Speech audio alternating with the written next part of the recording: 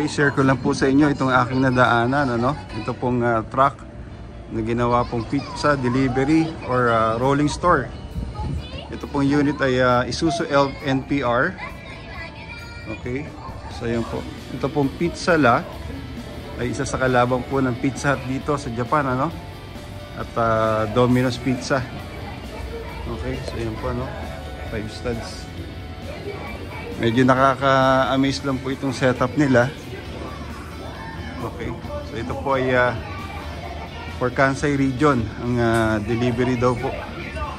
At minsan ay nag-stop po sila sa supermarket.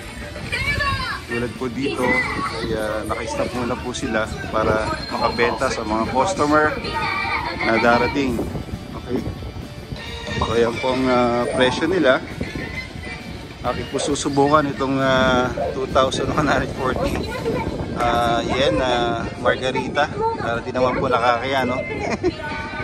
Hindi lang po video, total pinayagan naman po tayo mag-video.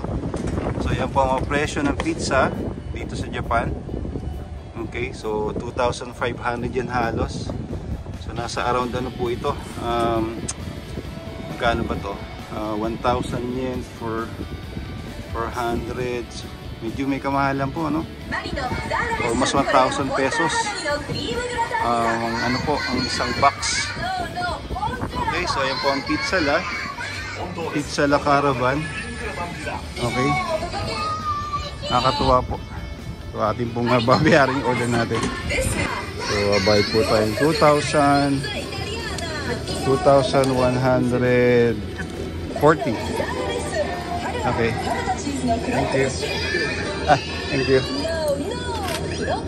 Ayan po, yung susubukan. Ayan po yung pizza margarita. Ayan. So it will take only 10 minutes lang daw, 10 minutes para maluto. Okay. Meron po silang bago rito. Ito po ay bacon, cream, koroke. Koroke po, ano? 500 yen per 4 pieces. So around 200 pesos yung 4 pieces. Napakasarap po nitong Pizzala, no? Number 1 na kalaban ng Pizza Hut at Domino's dito po sa Japan. Ang kanilang style. Nakakatuwa. Kaya mabait yung may-ari. Pinayagan po tayong mag-video. Okay, yan na po, piniprepare. Ayan. So, ayos. Okay, thank you. Tagay sa imas. Domo. Okay. Sana po nagustuhan niyo po itong aking mabilis na sharing. Ito po sa Pizzala. Okay? Na delivery van or rolling store in Japan. Okay? So maraming salamat po muli sa inyo. Gamma Custom Jace Trading dito po sa Kobe, Japan. God bless you all. Thank you po for watching.